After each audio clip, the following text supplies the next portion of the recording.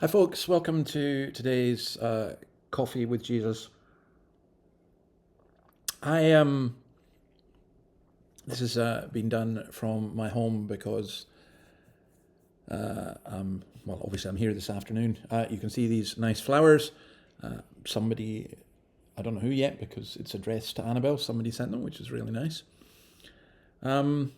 And I want to reflect just today on this last part of Jesus walking on the water and the story about it, how the crowds react. And I want to do so a little bit in terms of something that happened to me earlier today in the morning, in fact. So let me read John 6:22 to 24. The next day, the crowd that had stayed on the opposite shore of the lake realized that only one boat had been there, and that Jesus had not entered it with his disciples, but that they had gone away alone.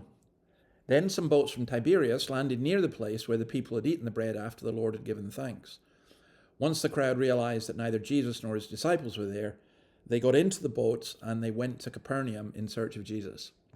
That must have been a real puzzle for them because only one boat had left and there was Jesus. And I think it's an interesting thing to ask, why were they searching for him? So I want to tie this in a little bit with something that happened to me earlier this morning. I went to Belmont Christian School and I spoke to the Year 11s. Well, actually, I didn't speak. It was a room that was crowded and they, I think Year 11s, what age are they? 16, 15, 16, 17, I think. And all they did was they asked questions. And I was so amazed at them. I thought they were just incredible young people. And I thought the questions were stunning. In fact, so much so, I want to go back and record some of them. And they're incredibly thoughtful and they made me think, but it was incredibly stimulating. But where this ties in with this is that I think that in our general culture, people talk about a revival of Christianity and so on. I'm not sure that is happening. What I am sure is happening is that there's a renewal, if you like, or a rebirth, as Justin would put it, of interest in Christianity.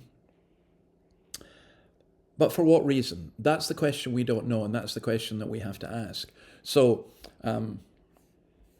when I think about this, the crowd, they were looking for somebody who could multiply bread. They were looking for someone who's going to give them material and social benefits.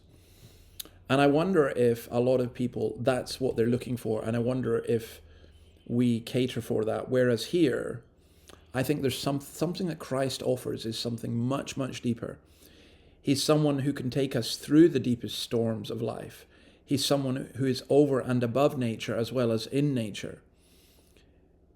He's someone to whom we can trust even the deepest events in our own life.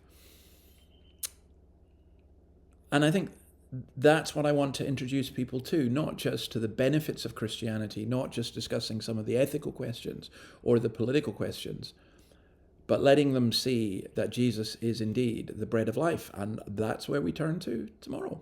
So God bless you and see you then. Bye.